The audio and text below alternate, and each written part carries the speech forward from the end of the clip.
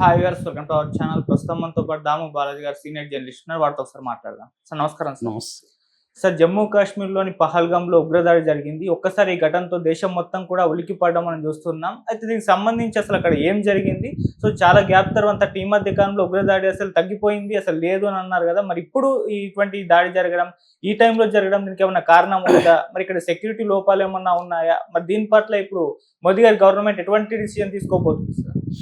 గత 30 ఏళ్లలో ఇలాంటి దాడి అంటే సివిలియన్స్ మీద ఇలాంటి దాడి జరగలేదు. అతిపెద్ద దాడి అంటే మనకి 2019లో జరిగిన పుల్వామా దాడి. అందులో CRPF central reserve police force సంబంధించి 40 మంది చనిపోయినారు. అదే అతిపెద్ద సమీపంలో జరిగిన దాడిగా చెప్పుకోవచ్చు. ఈ మధ్యకాలంలో దాడులు అనేవి బాగా తగ్గాయి. ఒక రకమైన నార్మల్సీ కాశ్మీర్లో వచ్చింది. టూరిస్టులు కూడా విపరీతంగా పెరిగారు. ఈ నేపథ్యంలో ఈ దాడి అనేది ఒక్కసారిగా దిగ్భ్రాంతికి గురి చేసే విధంగా జరిగింది. ఎవరు కూడా ఊహించని దాడిది. అందులో సివిలియన్స్ మీద దాడులు అనేవి జనరల్గా తక్కువ. అందులో టూరిస్టుల మీద ఏమన్నా జరిగితే లోకల్ సివిలియన్స్ మీద జరుగుతుంటాయి, కానీ టూరిస్టుల మీద జరగడం అనేది వెరీ వెరీ రేరు. సో ఇది ఎలా జరిగింది, ఎందుకు జరిగింది, దీని కాన్సిక్వెన్సెస్ ఏంటి, ఇవన్నీ కూడా మనం చూద్దాం. యాక్చువల్గా ఇది పహల్గామ్ అనే టౌన్కి ఒక 5 కిలోమీటర్ల దూరంలో జరిగిన దాడిది. దాని పేరు బైసారాం అంటారు, బైసారాం మెడోస్. దీన్ని మినీ స్విట్జర్లాండ్ అని కూడా పిలుస్తారు. అంటే ఒక రకమైన స్విట్జర్లాండ్లో ఉన్న అనుభూతిని ఇది ఇస్తుంది. ఇది పచ్చిక మైదానాలతో కూడుకున్న ప్రాంతం. ఇక్కడ దాదాపు కొన్ని వందల మంది టూరిస్టులు ఉన్నారు నిన్న. ఆ టైంలో మన సాయంత్రం అంటే ఆఫ్టర్నూన్ 2:30 ప్రాంతంలో సడన్గా ఒక 5 మంది అని చెప్తున్నారు, 5 మంది మిలిటెంట్స్ ఎంటర్ అయ్యారు. అడవుల్లో నుంచి ఇక్కడికి ఎంటర్ అయ్యారు. వాళ్ళు మన ఇండియన్ ఆర్మీ యూనిఫామ్ వేసుకున్నారు. అందరూ కూడా యువకులు. వాళ్ళల్లో 2 లోకల్స్ అని చెప్తున్నారు, మిగతా 4 పాకిస్తానీ వాళ్ళని చెప్తున్నారు. మొత్తం 6 మంది అనేది ఇప్పుడు చెప్తున్నారు.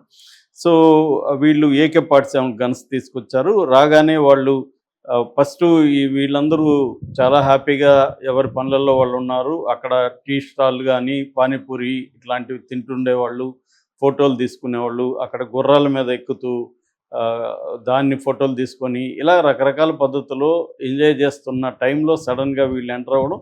వీళ్ళు ఎంటర్ అయిందే కార్డులు, అందరూ ఐడెంటిటీ కార్డులు అడగడం, పేర్లు అడగడం, ఇవన్నీ చేశారు.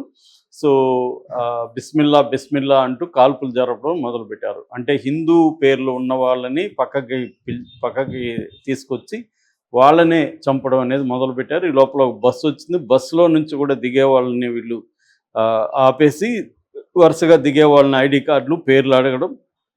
కొన్నిసార్లు డౌట్ వచ్చినప్పుడు మగవాళ్ళ ప్యాంట్లు ఇప్పి కూడా వాళ్ళ అంగాలని పరిశీలించడం, వీళ్ళు సొంతి చేసుకున్నారు లేదని. ఇలా అంటే క్లియర్గా హిందువులనే చంపాలి, హిందూ మగవాళ్ళని మాత్రమే చంపాలనేది వాళ్ళ టార్గెట్గా కనబడుతుంది. అందుకని ఆడవాళ్ళ పిల్లల జోలికి వెళ్ళలేదు, ఓన్లీ హిందూ మగవాళ్ళ జోలికి మాత్రం వెళ్ళారు.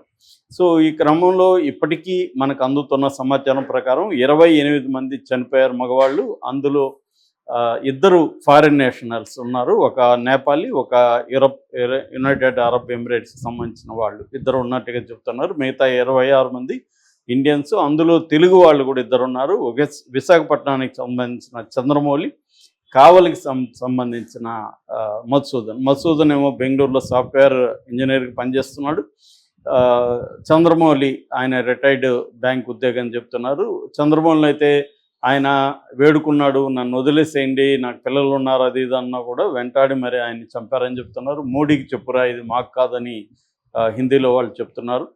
సో ఇందులో ఒక 2 హృదయ విదారకమైన సంఘటనలు, వీడియోలు బయటకు వచ్చాయి. అందులో ఒకటి ఒక కొత్త జంట, వాళ్ళకి పెళ్ళయి మొన్ననే 19వ తేదీ రిసెప్షన్ అయింది.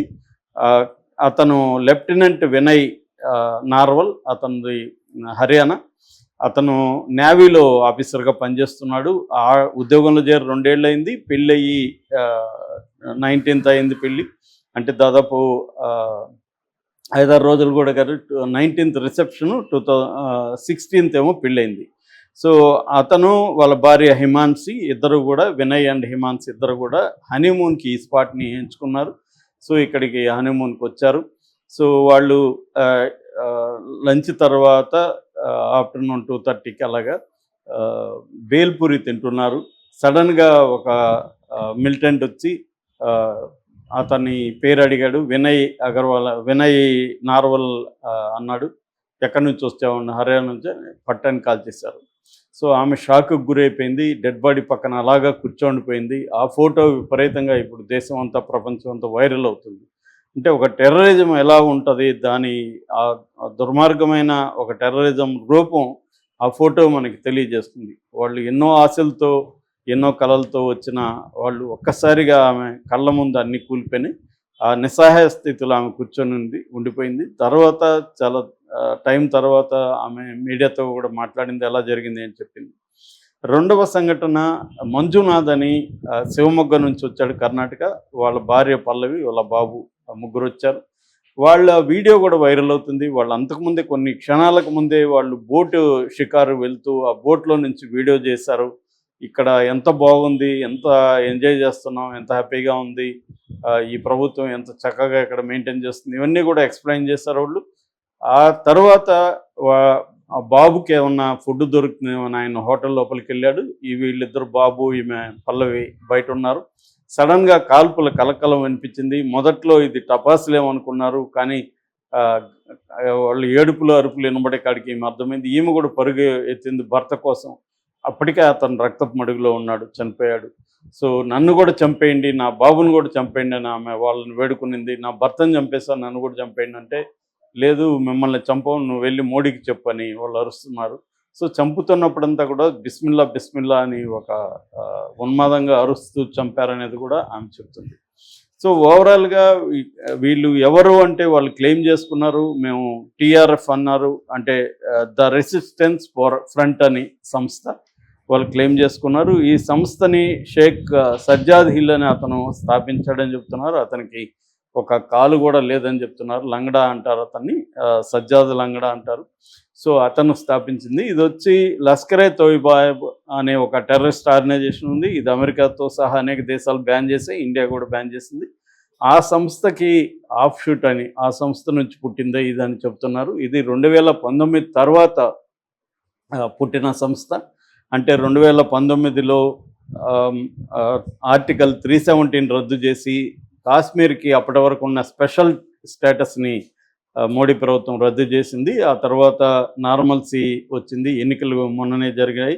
సో ఇటువంటి దీన్ని తట్టుకోలేక వీళ్ళు చేశారని చెప్తున్నారు. సో దాని తర్వాత ఇదేంటంటే, ఈ ప్రాంతం సిగ్నల్స్ ఉండవు, తర్వాత వెహికల్స్ వచ్చే పరిస్థితి లేదు. అక్కడికి పోవడానికి పహల్గామ్ నుంచి అక్కడికి వెళ్ళాలంటే కాలినడకన వెళ్ళాలి, లేదా పొట్టి గుర్రాలు, పోనీస్ అంటారు, పొట్టి గుర్రాలు, ఆ పోనీస్ మీద వెళ్ళాలి తప్ప వేరే మార్గం లేదు. అందుకనే వీళ్ళు ఎంచుకున్నారు ఇక్కడ. పైగా ఇక్కడ సెక్యూరిటీ ఏ రకంగా కూడా లేదు, పోలీసులు కానీ మిలిటరీ కానీ ఇక్కడ లేరు. ఎందుకంటే అంతా నార్మల్గా ఉంది కాశ్మీర్లో, ఎక్కడ ఏమి జరగట్లేదు. దాదాపు మిలిటెంట్స్ అంతా కూడా చనిపోవడం, అరెస్ట్ అవ్వడం జరిగింది. ఒక 60-70 మంది మాత్రం మిలిటెంట్స్ ఉన్నారని కూడా ఆ మధ్య అనౌన్స్ చేశారు. కాబట్టి ఇబ్బంది లేదు అనే దీంట్లో వీళ్ళు వదిలేశారు. సో ఆ తర్వాత ఇది తెలియగానే వాళ్ళు హుటాహుటిన మిలిటరీ హెలికాప్టర్లతో మిగతా గాయపడిన వాళ్ళని, దాదాపు 30 మంది పైన గాయపడినారని చెప్తున్నారు.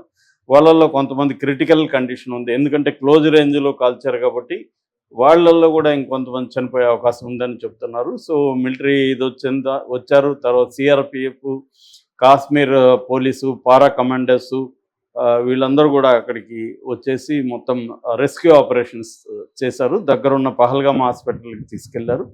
సో కొంతమందికి అయితే ఇమ్మీడియట్ వైద్యం దొరకడం వల్ల కొంత ప్రాణాలు అయితే మిగిలాయి, మిగతా వాళ్ళు చాలా సీరియస్గానే ఉన్నారని చెప్తున్నారు. సో ఇది అసలు వీళ్ళు ఎందుకు చేశారు అంటే కొన్ని కారణాలు ఉన్నాయి. ఒకటి, వీళ్ళు చెప్పింది ఏంటంటే, దాదాపు బయట వాళ్ళు వచ్చి కాశ్మీర్లో టెస్ట్ వేస్తున్నారు, దీన్ని మేము సహించబోము అనేది వాళ్ళు అనౌన్స్ చేశారు. దాదాపు 85,000 మంది బయట నుంచి వచ్చి ఇక్కడ స్థిరపడ్డారు. రియల్ ఎస్టేటు, రకరకాల వ్యాపారాల్లో వాళ్ళు స్థిరపడుతున్నారు. దీన్ని మేము సహించము, ఇది కాశ్మీర్ డెమోగ్రఫీని మార్చేస్తుంది అనేది వాళ్ళు చెప్తున్నారు.